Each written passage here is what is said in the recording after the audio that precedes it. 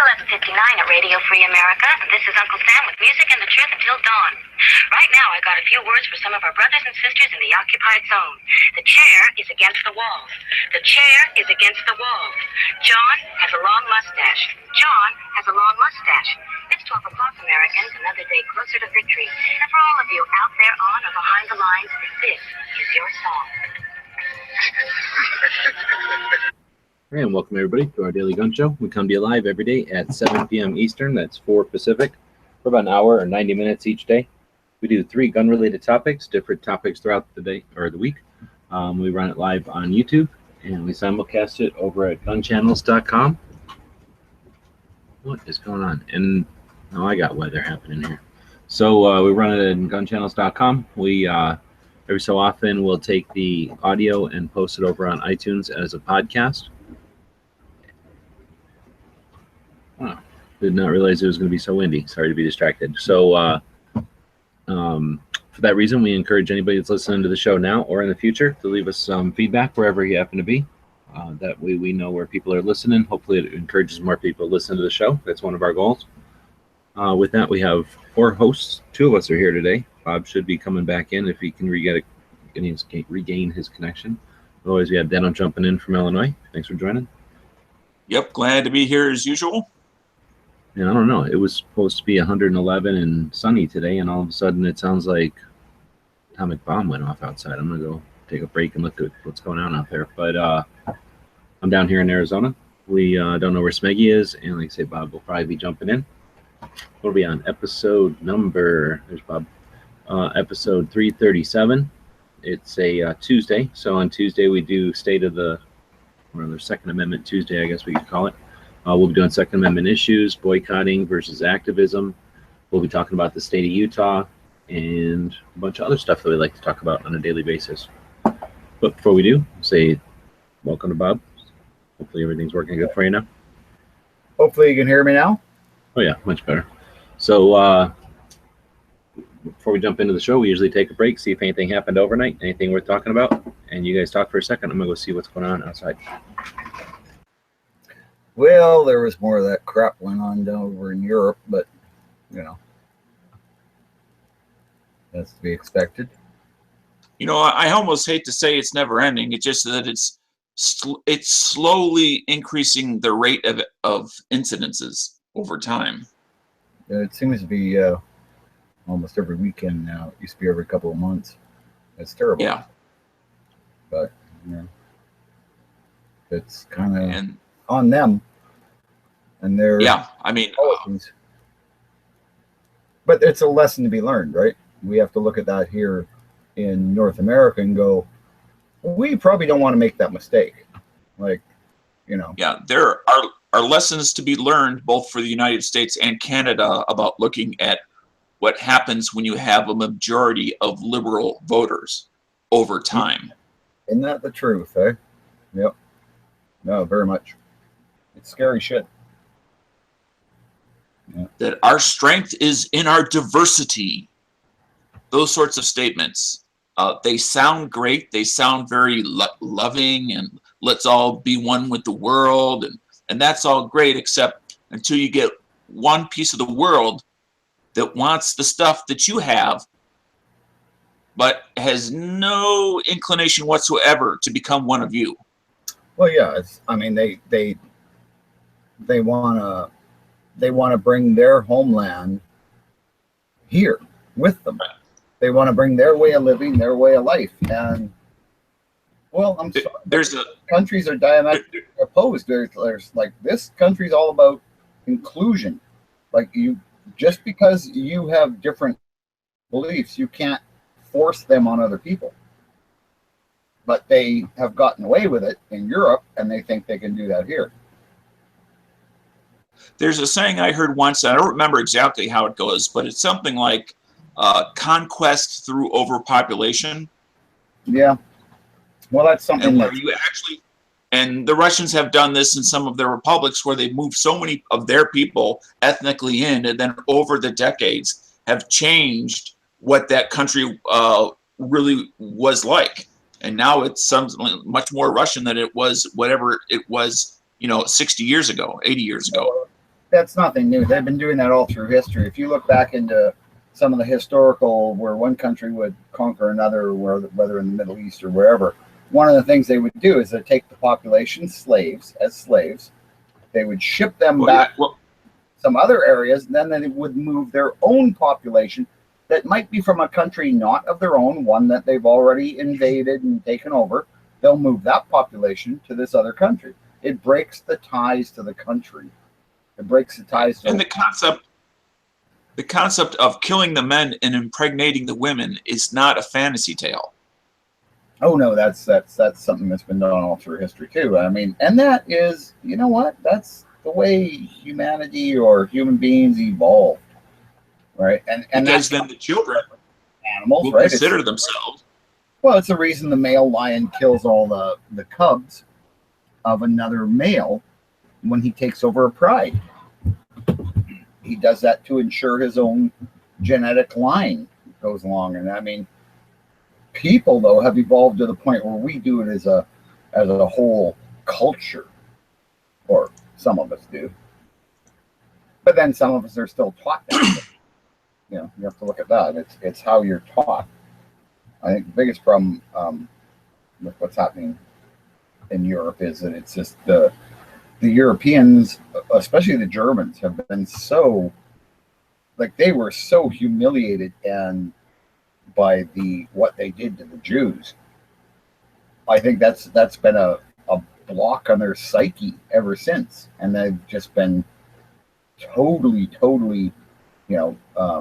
timid, and except some, but the majority of them, their whole mindset has been, to be accepting, to be welcoming, to not at all stand up for themselves, and that was, that's a national guilt, right? I got a little administrative thing I need to do here. For those listening on gun channels, I will make the correction over on the Daily Gun Show, embedded the correct show in that page. So if you give me a minute, and then I'll let you know when to refresh. Already refreshed. I already did that. Oh, you already did it. Okay. Oh, very good. Oh, let's continue. There, you're working in the background. I can't see your hands, and all of a sudden something tickled me. All right, that's kind of creepy. And G-Webs was standing there. And that's when we lost. Well, you figure out what it was going outside? I don't know what's going on. It's like the scene from The Mummy or something, where big giant dust storms come and take us out. Did a nuke go off somewhere? Sandworm? Not that I know of. Or maybe. But then again, no, it wouldn't be the. What is that park that's going to blow up right away? Yellowstone. It couldn't be Yellowstone because it would reach me before it reached you.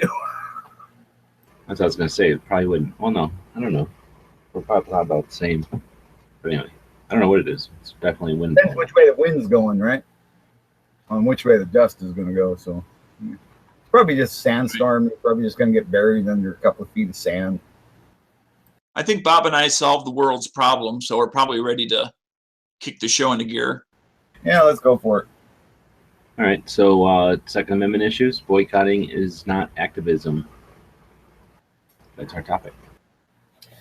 Well, I understand the concept, and the concept is if you're going to be passive, that's not actively doing something. That's being passive. So I understand what's being implicated there, versus going out and proactively, contacting your legislators, going out there and marching with a sign. Go out there and do something.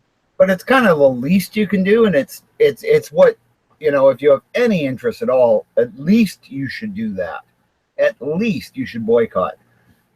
If you don't, then then you're just helping the other side. But if you at least boycott, you're doing something. So I think and what if the least is not enough to accomplish the goal? Minimal. It's the very minimal you can do. It's like if you hear a store is firing an employee or something after so many years of loyal service for no reason other than they're handicapped or something, then you would go, but are you, I'm not going to show there. But that's the least you can do, right? It's like I'm saying, it's the exception of a handicapped person. It still is activism. Is this the Bob Show? Just trying to finish my thought, Dano, and you just won't let me. Go ahead. I'm just making the point that it is activism. It's just the very least you can do, kind of thing. I think the assumption in that statement, and I don't mean you, I just mean in the statement, is that minimalism is enough to get to accomplish the goal. Oh, when no, in no, fact, no. Don't take that from it. That's the wrong take from it. I'm saying that that's the minimum you can do. And when you do something like that, you must be expecting others are going to do more. And you're just like, well, I can do this, and I know other people are going to pick up the heavy lifting. And that's what people are like. I mean, you never worked on a crew of workers? Oh, yeah. Okay, well, then you know what it's like. That's why when the lights go out, the punishment comes with it. Yeah. So anyway. They don't call it a... Like human nature is that, but at least they're doing that. At least they're not going and sucking up or something, right? So it is a form of, it's passive resistance, we could say, but at least it is something. So let's just hope everyone does that, and 90% actually do more. But like I say, I still see it as a form of resistance, or let me ask you a question. If sales go down, but there's no message attached to the reduction in sales, how is that sending a message? Well, if they have a reasonably intelligent marketer who's going to go, gee, sales went down. What correlated with this? Oh, wait, that stupid thing we did. Oh. Plus, they're going to be getting letters at the same time. And they'll be going, it's a couple letters. But when those letters also correlate with sales going down, they're going to go, oh, shit. So I think it's important. And I think it's important for, I think it's a good thing. So I want to read a comment here on Gun Channels. It says, boycotting is only one tool of activism, but it itself is not activism. Well, if it's a tool of it, if you're using a tool of activism, doesn't that make you an activist, even if maybe you're just a hobby activist? Right? It's passivist versus activist. It's a passive activism, but it's still an activism. Because you can still be something even though you're passive at it, right? I mean, that's just simple. I'm not sure about that. I mean, because not doing anything is not doing anything. No, but because it's not that they're not just doing anything. They're refusing to purchase from that company or to, interact with it, right? That's what we said, is that's what the question was. So that is an active thing. It's not just being. And then Dog Body also says activism must be outgoing. But it is, because you're refusing to give them your money, which means you're giving it to another company that didn't do that. And then Cycle Camp says the policy or action of using vigorous campaigning to bring about political or social change is activism. Part of activism, though, is getting people to not shop there, and part of them not shopping there is a very passive form of activism. Right, but passive is not vigorous. It doesn't matter. I don't think it has to be vigorous. That's one definition.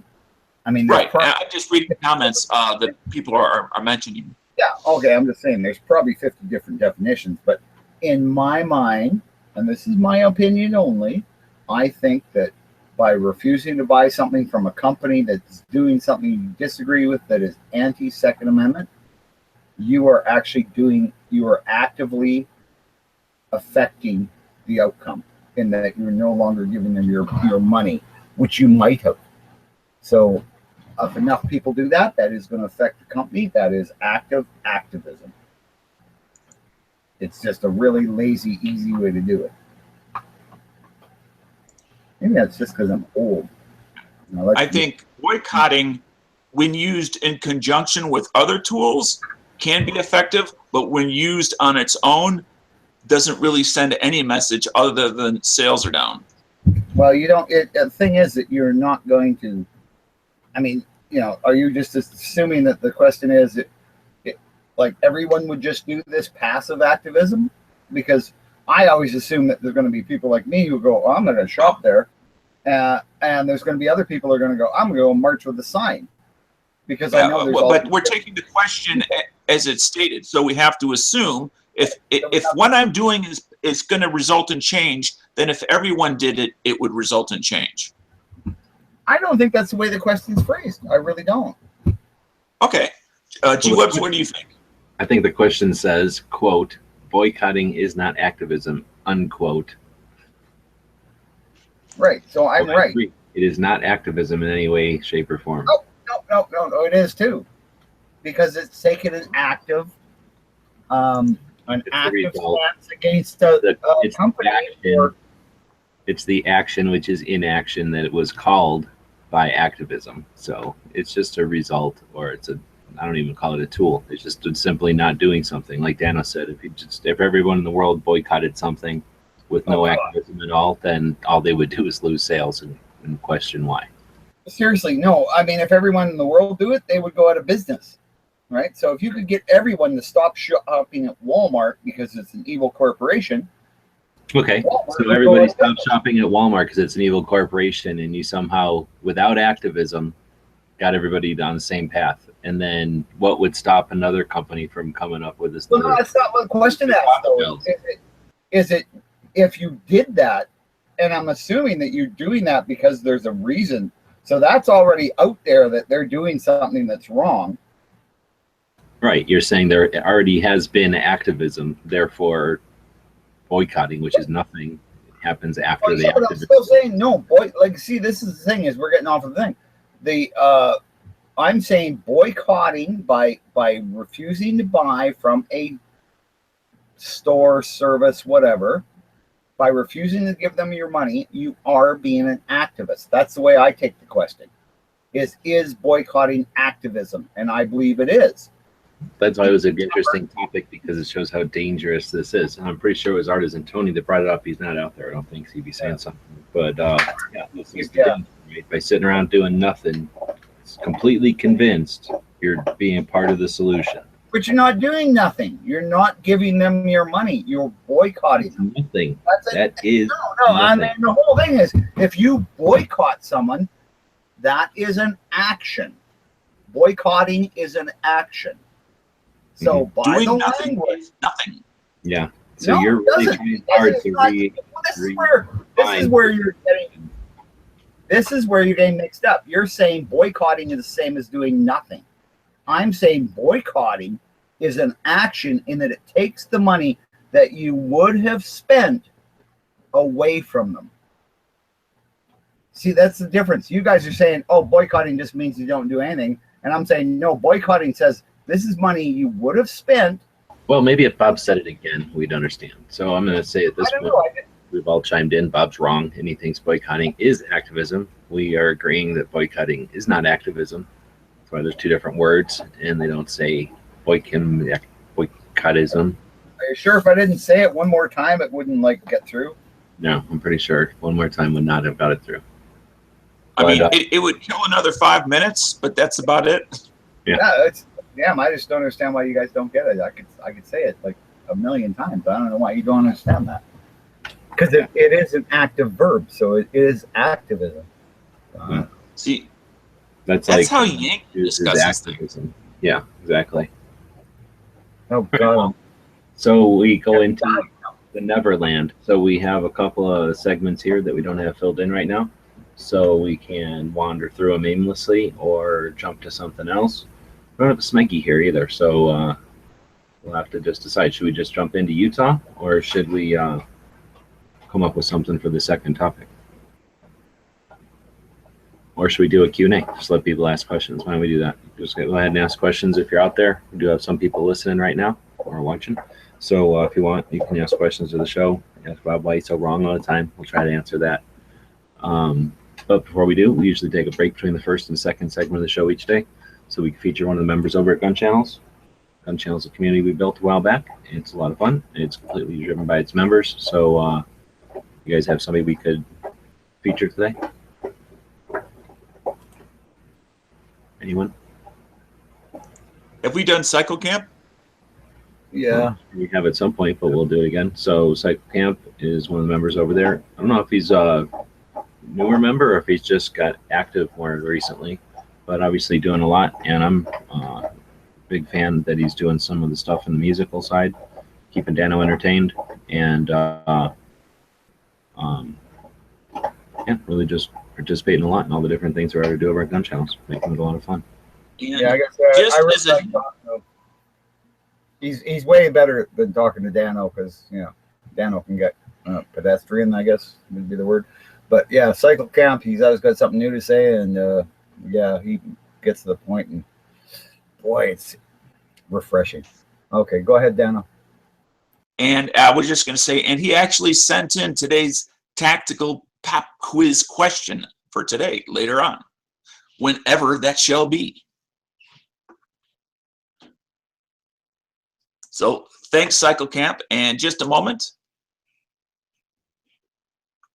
All right, so Cycle Camp asked, if you boycott an activist, does it create a black hole?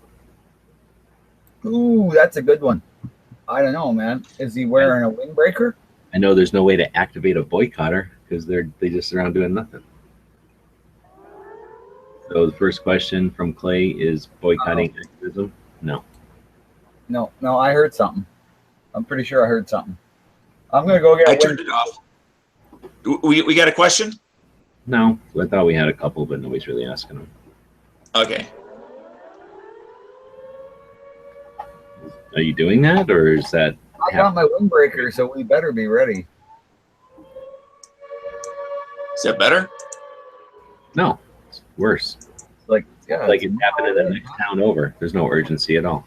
Yeah, I'm not even running to the shelter. I'm taking my windbreaker off. Screw that. All right, well, you stand out in the open and hopefully get carried away somewhere in Kansas and be dropped in the middle of a field. But for the rest of you, it's time for the tactical pop quiz of the day. I know you love it, Bob. So those of you on YouTube and those of you on Gun Channels, put your cursor down in the text box. I will read the question twice. Today is a little bit more difficult, but I want to thank, again, Cycle Camp for sending in this question. So all questions go to Cycle Camp. Just kidding. But if you do have any questions or you want to add anything, whether it's to the tactical pop quiz of the day or anything else on the show you want to help us out with, please send it to dailygunshow@gmail.com and put in the subject line whether it's the tactical pop quiz, whether it's the daily pop quiz, whether it's movie of the day or something else that you want to help us out with. It's definitely appreciated. I think if it's a tactical question, they could send it to Tactical Dano. Oh, wait. I guess that's not a real email address. Never mind. But I like Tactical Dano. It's a good name. Okay. Today's pop quiz, I'll read the question twice. There are many names for the 380 ACP cartridge. Name at least 2 of them. There are many names for the 380 ACP cartridge. Name at least 2 of them. It's so easy, Smeggy could get it. No answers. No answers. Oh my 9mm Kurtz, 9mm short. That happened pretty quick. Yeah. Yeah. All right. Well, that was angry. Made everybody else angry. Yeah. Now I'm going to go ahead and read all the possible answers there could have been. Obviously, the 380 ACP, the 380 Auto, 9mm Browning, 9mm Corto, 9mm Kurtz, 9mm Short, 9x17mm, and 9mm Browning Court. So, congratulations, Angry American. You are today's tactical pop quiz winner. And you know what to do, but just a reminder for everyone else, head on over to the dailygunshow.com/pop quiz. Fill out the form where we can keep track of the winners and who's the biggest winner and who's the least on the chart. And congratulations, Angry. Angry because Meg isn't here. You get me. That makes you the tactical hot shot of the day. Good job filling in, Bob. I do my best. You know, I tried for a smooth segue, so you got the flow. All right. Well, that was a tough one. I didn't think we would be able to judge that one very easily, but thanks everybody for chiming in on that one. We got a lot of answers, but angry was pretty quick. Yep.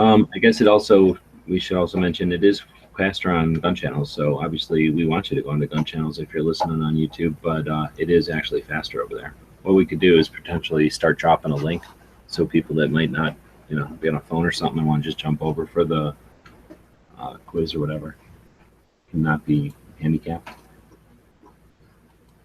Anyhow, so we got this segment of the show where we were going to try to figure out what to fill in the topic with. So either give us some questions or we'll just keep moving and have a little bit shorter show. So till that end, I guess we can move along. I thought we would start doing this. I filled it in here unless you guys want to do something else next. Over on Gun Channels, right, we've got this section for questions and answers. And I figured we'd go over there and take a look at some of them. Sure. And screen share them. And if you do come up with a question, feel free to type it in and we'll scoop up your question in the meantime. So like say, if you go over to Gun Channels and you top of every page over there, there's this menu. And underneath Community, you got Q&A. Ask and answer gun questions. So we got a bunch of them in here. So let's see, we got one about a New Haven Model 230C. Anybody know about that one? Yep. I've never heard of it. Yeah, me either. So a rear pocket holster. You want to answer that one? Anything? Well, it's a question. Can we see what the question is? Oh, well, I'm trying to ask if I should even click. So I watched a video about a rear pocket holster a few years ago, and now I have the means to get it and a new gun to go with it, but now I can't seem to find it. As with as many holsters as you may have had and seen, I was hoping that you might know of the brand of holster. It is for subcompacts like the LCP and other similar small frame semi-autos. It's fully enclosed pouch that has a snap closure on the top. When the snap is opened, it pushes the gun up into your hand. This picture is of a car holster that functions similar. I've not seen that. Anybody seen this? I think I've seen things like this. I thought they were kind of weird. I've not seen an on-person version of that. Well, it looks like Arctic found it for him. We get copyright strikes for doing this. We got a copyright strike the other day for showing that movie. That's okay. It's more important that we get some good information. And you get your finger right on the car. I saw that. Hey, just finger on the trigger, man. So, show the guy's butt again. It's on play. Okay, Talking all this time. I'm waiting for him to. It's on play, I think. Yeah. Oh, okay. Yeah. It's just been talking about while he's looking at his butt. I'm waiting for him to show how the damn thing works. I guess you take that. Oh, yeah. He's going to show you behind Push on it. None of your business what it looks like. Oh, here we go. Nope. None of your business how it works. He's not going to actually show you. Basically, you put this in your pocket. When you want a gun, it's in your hand. That's all you need to know. You know, what I wonder about is the mechanism itself, if that'd be uncomfortable when you're sitting down. Having a giant thing in the back of your pocket? Yeah, for sure. Exactly. I think so. Yeah. Well, unless you got the wallet in the other pocket that's that big. And then kind of got the added benefit, nobody can come along and kick you in the ass as easy. Yeah. I mean, because if you're going to be, sitting in a car, sitting in a desk, anything where you're going to be sitting, that's not going to be very comfortable. Now, obviously, there they have one for the car, and that's great. No, he took it out of his pocket when he got in the car. You just didn't see how subtle that was. See this? Oh, you're right. Ooh, slick. Yeah. Yeah, but it seems to be a spring-loaded button. You just touch the button and the gun pops out. So imagine somebody coming up behind you and just, pushing the button. Yeah, but you can see when he was pushing it, there's some sort of spring mechanism in there. Yeah, he's just. And I would think that that's got to be uncomfortable to sit on. because it's not going to collapse. It's going to hold its shape. Nano, it's like sitting on your wallet. I don't think so. Yeah. If your wallet was as big as a brick. Yeah, exactly. Or your phone, right? Like phones are getting that big now. I mean, it's just, but people don't put their phones in their back pocket anymore. Canada. I'm going to say I think it looks ridiculous, and I've seen ones where you just replace your grips with a couple of pieces of leather that the barrel sticks out of, and it's got a trigger thing, and you can just reach in like you get in your wallet and come out with your 32 ACP or whatever. That looked way more. I suspect that was the question, though. So to go in there, we can go give them a thumbs up because I think Arctic did find that. Oh, we already closed. Oh, it. Yeah. Oh, I think Arctic, out of there. So sure. 30 ammo, way to remove scratches from a revolver. Are there any members from outside the USA? A gun range question. Chime in there. Which one should we open up? Well, whatever. No. I'm good with that. Can you use steel case ammo at the LAX? Phone. About 1,000 rounds of steel case, and I want to know if I'm going to cancel that order. So looks like Home Runner found the info there. Yeah, just submit his question to the range. Looks like he's tried to cancel him, but he hasn't been able to reach him. Huh. So that was a specific one about LAX ammo or LAX range. See, rubber grip sleeve for a Beretta. Any recommendation for a rubber grip sleeve for a Beretta Nano? I am not a fan of the rubber grip sleeves because I used to have one. In fact, in my picture on my YouTube page, you'll see there's a rubber grip on my Glock 26. And then one time while I was out at the range practicing my draw and my changing magazines, the rubber grip, unbeknownst to me, had slid down just a little bit. So when I took my new magazine and inserted it into the mag, well, it would not fully insert and would not lock into position. So those things can create a fatal error. Oh, yeah. And I can't see this gun holding the rubber thing on. It looks like a little goofy, slim thing that slopes downward as you go out. So I can't see rubber holding onto there very well. Now, for a better grip, something that I think is worth at least checking out is there's a rubberized version of the Talon grips that they do have some sort of adhesive to hold it on and in place that would be better than just a plain big rubber band around it, which is what mine was. Well, I'm not a big fan of those. They fall off. At least down here they do. So. Well, again, and that's a good example of some things are climate dependent. Yeah. But another example or another way you could solve that would be to just get a bigger gun. Get a gun that has a grip you can hold on to. That thing looks tiny. Yeah. Stippling would be another possibility. And I'm normally not a fan of stippling, but if it's the gun, this is the gun that you absolutely love and want to keep, then go ahead and marry it and stipple it. We don't recommend it. I'm going to put that in here.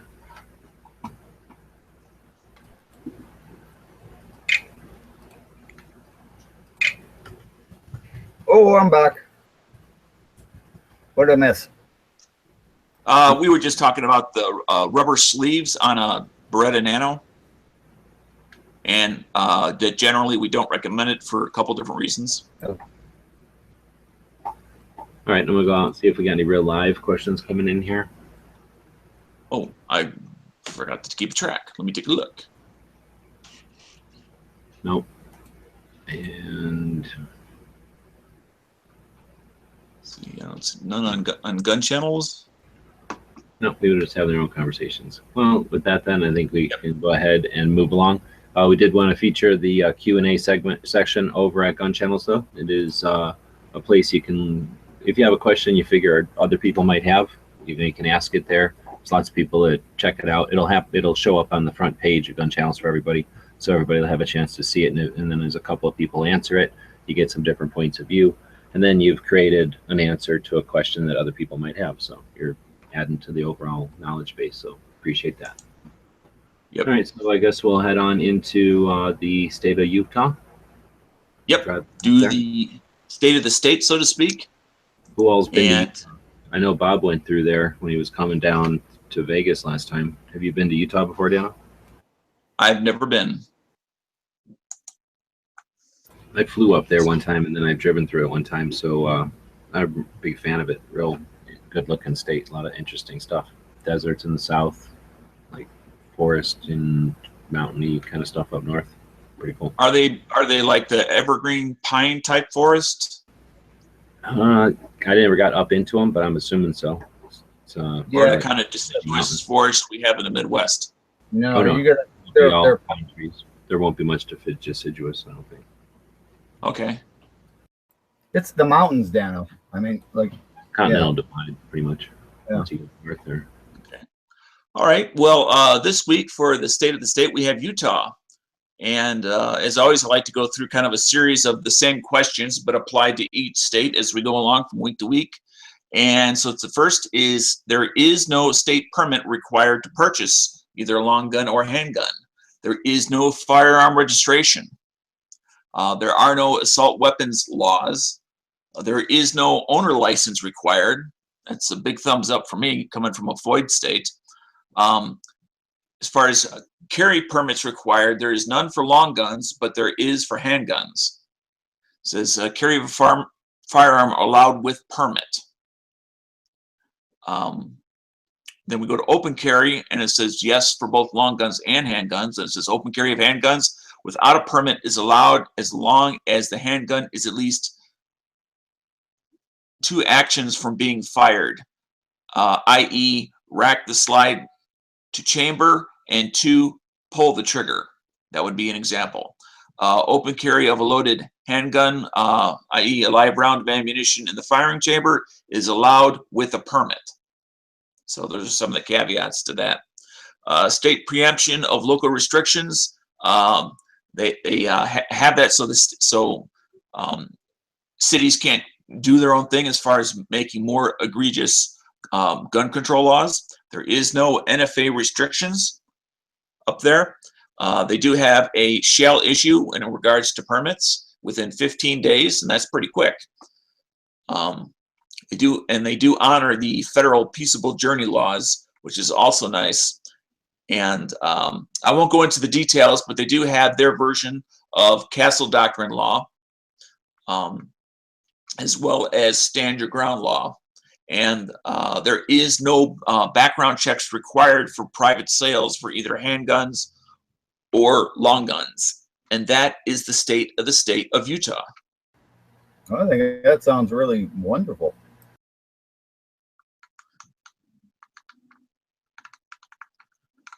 So that's considered one of the better states, right? It's pretty good. So is I'm curious, Salt Lake City, just simply because of its history in regards to the Latter-day Saints, are they at least, I don't know whether to say open-minded or what in regards to the idea of firearms and open carrying and that sort of thing? Or is that something that the religion is kind of against? No, no, very much pro. Very much about guns there. Yeah. They help keep the Mormons safe and free when they crossed America. Well, they got John Browning, so they get to claim John Browning. That's right. Yeah. And We go there. It's a big city, kind of up on the foothills of the, where you'd want if you were coming into a big valley or whatever. So the town is completely built around like the church or whatever you call it, temple, and all the streets and everything radiated from it and stuff. So it's its presence is all over the place, and then everything's closed on Sundays. They're saying it's dry. I don't think it's dry.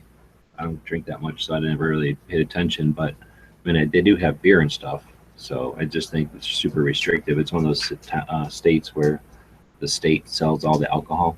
No individual sells it, I don't think. Right. Got to go to a state store. Yeah, it's like being in the army or something.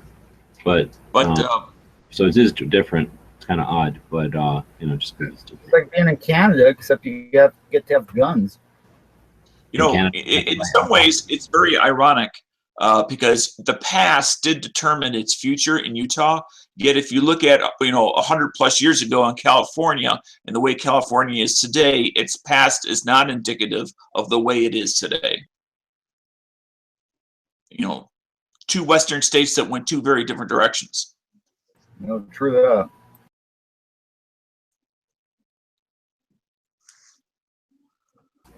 So I got to renew my Utah permit. I think it's $15 or something. Not very much. Taking the class in the past for renews, or you just have to go online and send them the money and you're done? Cash and send it in a piece of paper in the envelope, but you just send it in an envelope. You trailed off there. I didn't quite You hear just you. send them a check in an envelope. It's old fashioned. Oh, okay. They send you a piece of paper. You send it back to them. Okay.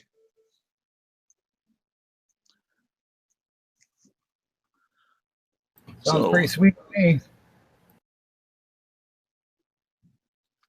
Now, is the Salt Lake an actual lake that if you, for some reason, wanted to, you could walk into the water? And how deep is it? So it's a giant lake. So I think it's about 40 miles around or something crazy. So it's deep, I'm sure. But and you can put boats on it and stuff. And you can go in it, I guess. It's just gross everywhere around it. Yeah, it's very salty. Like swampy and gross. But I think people go in it and swim and stuff. I think. I mean, if you swim in the ocean, what's the difference? The ocean not nearly as, doesn't have this anywhere near the salinity content as Salt Lake. I mean, I understand you'd be very buoyant. I get that part. Swim in the Red Sea, Dano, and that's very salty. There's the Dead Sea or whatever that people swim in Israel. Yes. That's full of salt. That's probably about the same thing. It's probably very buoyant. Okay, it says most local residents, including myself, have taken a swim in the Great Salt Lake at least once in our lives. However, most don't try it more than once because the lake can be smelly and loaded with brine shrimp and flies. So it's just gross. I think it's like a giant swampy water. So it would be like wading out into swampy water and sitting in. Maybe because as I've heard the stories, I often wondered why they would have chosen to put their major homeland basically in an area where you have an unusable resource other than selling salt. I think it's because they kept getting their asses kicked and they could defend it. They perceived they could defend that. Nobody would claim it right away. Oh, okay. There's a couple of shows about it. I think that's the gist of it. They were in Illinois for a long time. You know that, right? Yeah. Yeah. Well, they got their asses kicked and ran out of it. Yeah, I think you're right. Yeah. G-Webs. I think it was basically they were forced, and that was the best place they could find they could defend. That because they were being persecuted, I guess. Yeah, they had their leader murdered in Illinois. Yeah, well, he was doing stuff people they didn't like. So shit happens.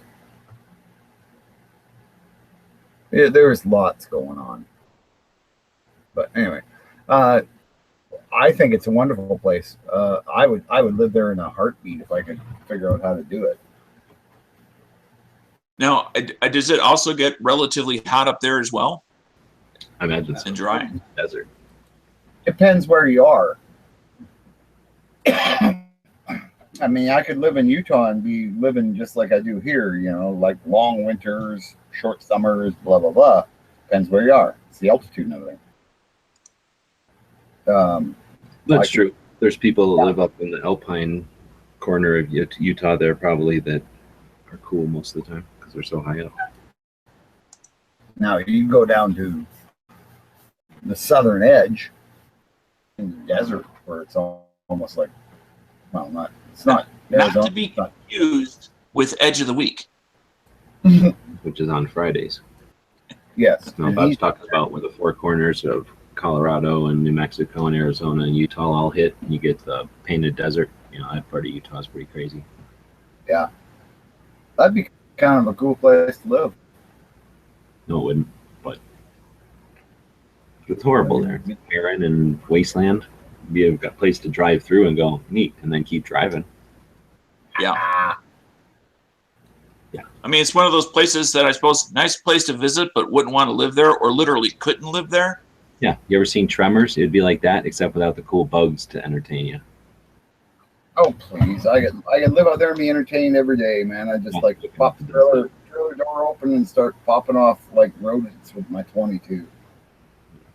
All right. So too much of a glimpse of Bob, but that's what happens. So. So what do we got for gun of the day? Yeah.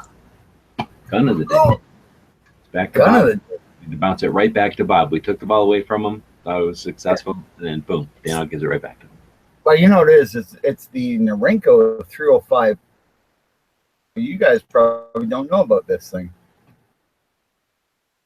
Cool ass. I actually, for a bit, and I just kind of, it's been under my radar or whatever. I wasn't paying attention.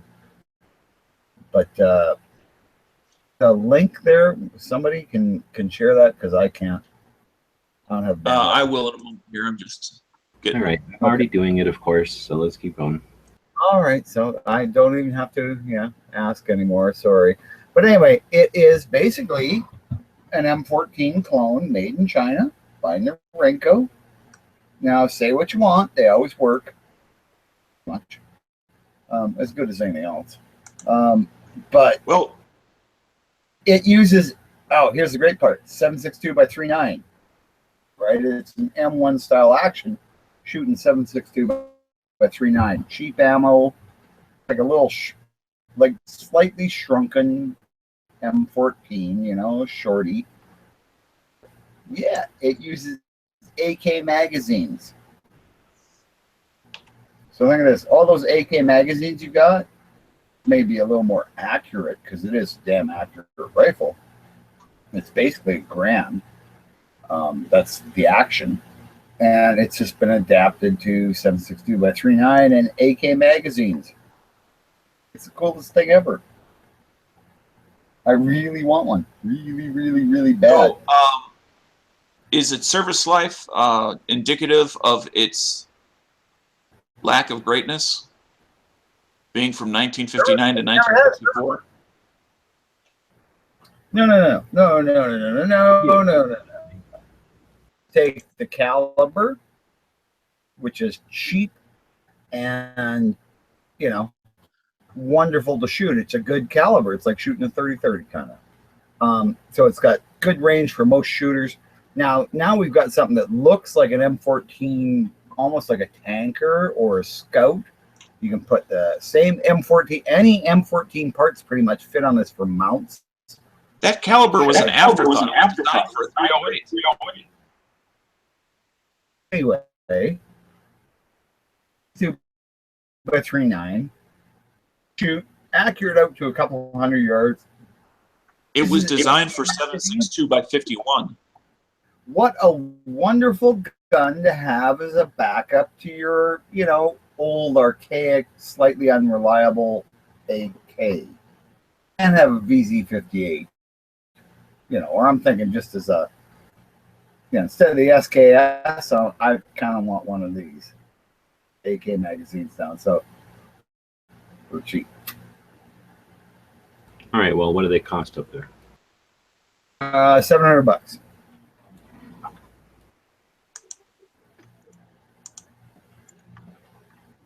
Canadian. That'd be about $500 American. Angry saying like a Canadian Mini 30, except if a Mini 30 was the Mini 14 and wasn't made by Ruger and didn't suck, and it took AK mags. No, it's the kind of stuff we would have if we didn't have a stupid import ban with China.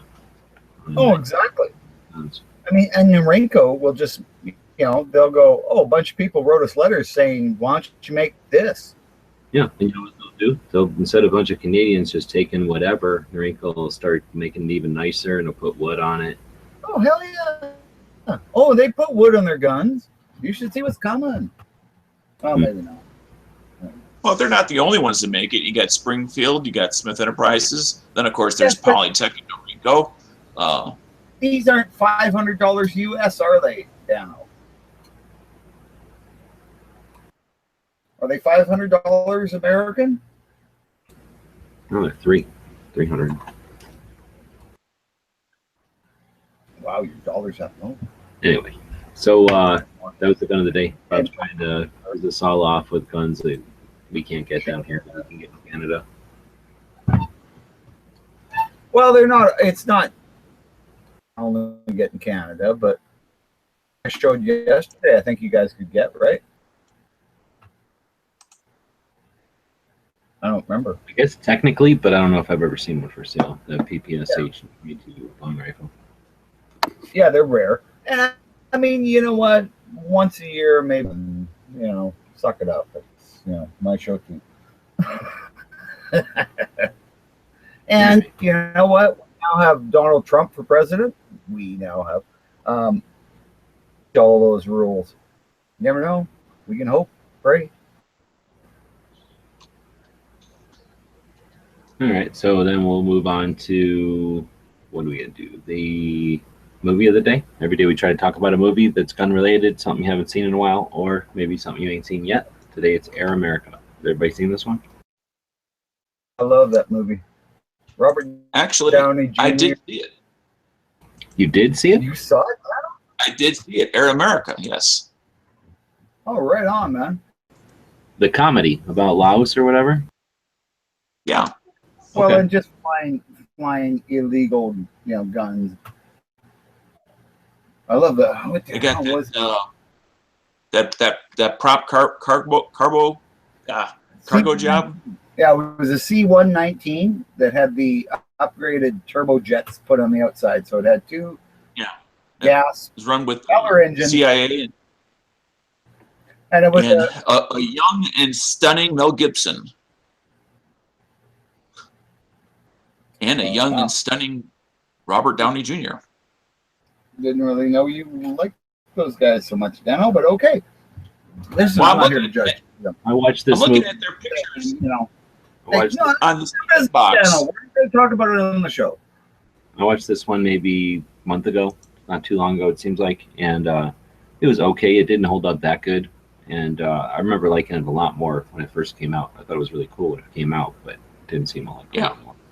I agree. At the time, I thought it was entertaining and kind of fun, and then as I look back, and it's like, I guess that wasn't that good of a movie. I guess comparatively, it was cutting new ground because the Platoon and maybe I forget if it came out before or after Good Morning Vietnam, but it was a little different, a little more comedy. Those were it was one of the first, I think, turned into a comedy from But still talking about the kind of bad things or the kind of illegal things that the U.S. government was doing, which is kind of really leftist. But honest to God, I hardly noticed any of that shit. Airplanes. I thought it was so cool the way they crashed the airplanes, flying. They had a turbo mecha. They had that transport that. What was that thing?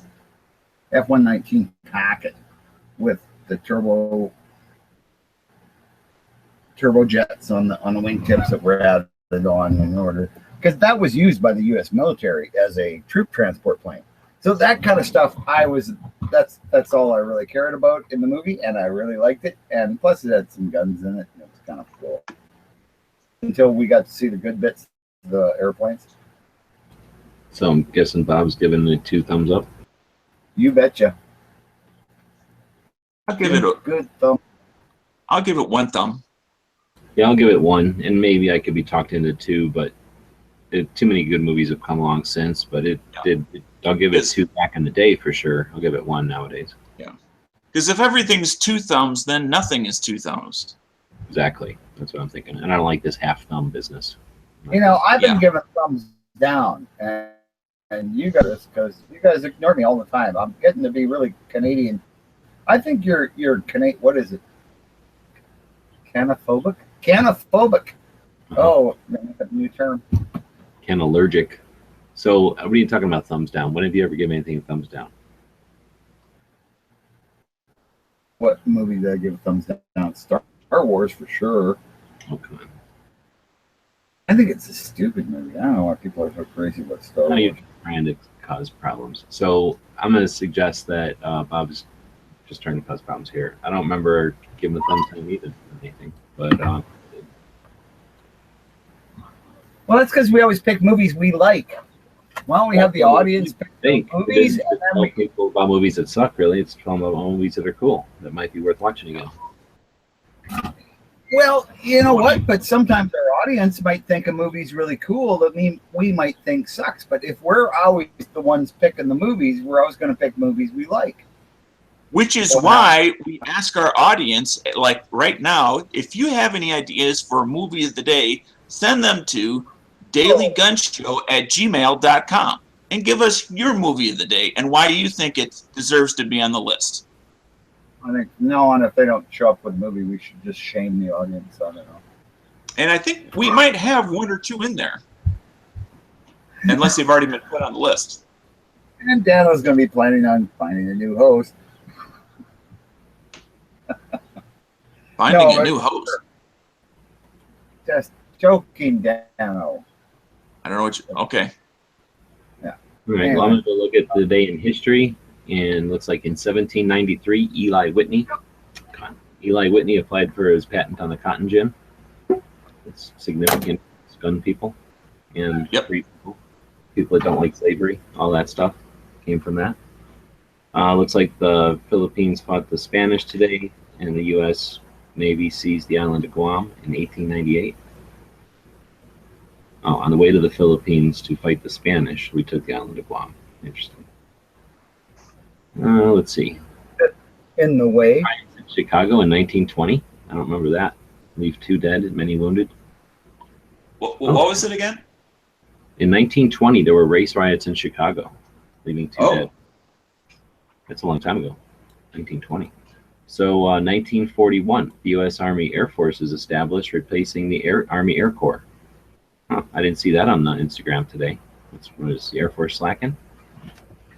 I think I still follow them. Let's see. Dude, it's Air Force. When aren't they slacking? It's 1960. They do everything all the time. What are you talking about? They facilitate all the other branches, communications, and transport. So come on. It's the Air Force of ISIS. Oh my goodness. 1963, the United States and the Soviet Union agreed to establish a hotline between Washington and Moscow. Communications. That was the beginnings of the internet. That's a good idea. I'd like to know how to hack that, though.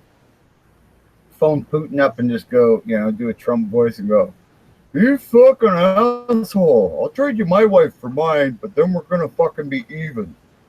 Oh my gosh. So in 1924, Audie Murphy, author and actor, decorated World War II soldier, was born 1924. Oh, that's a good one. Yeah. All right. Usually worth taking a look at that page to see what's going on in history. So what is in history is the future, and that's tomorrow, and that'll be episode 338. It'll be Wednesday, so we'll be doing entertainment. We'll be talking about the top 10 gun channels. So if anybody wants to come up with some lists or whatever, feel free.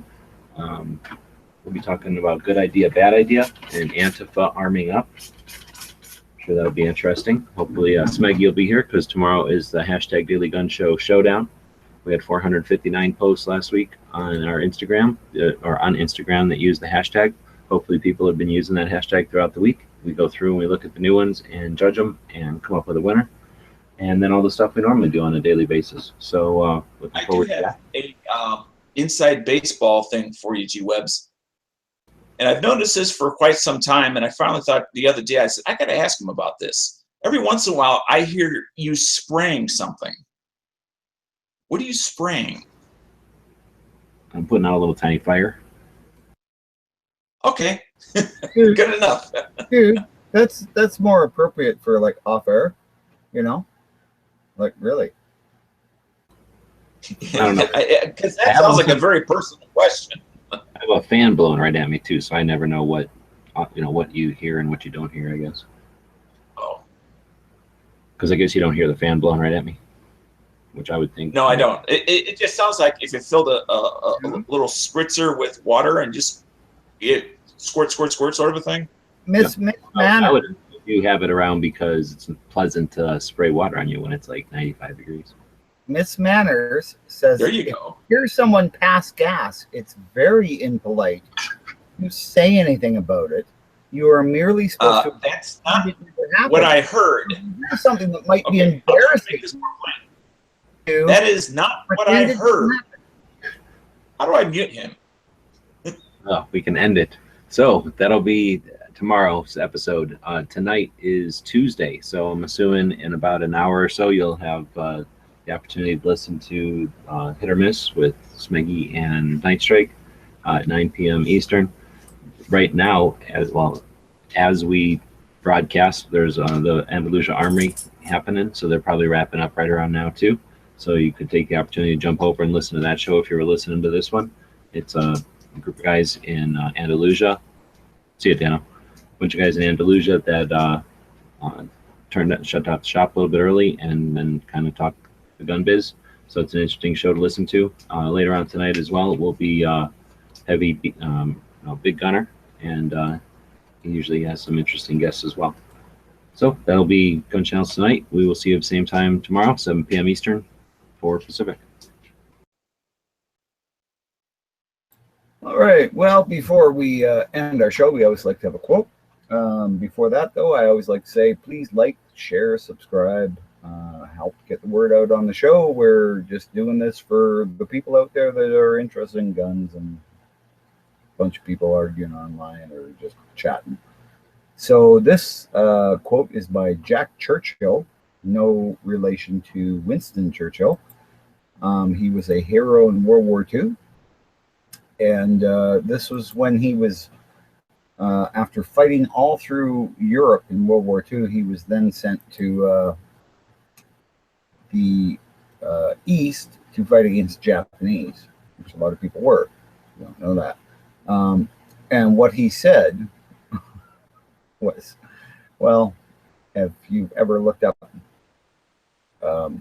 Jack Churchill, you'll know. If it wasn't for those damn Yanks, we could have kept the war going for another 10 years.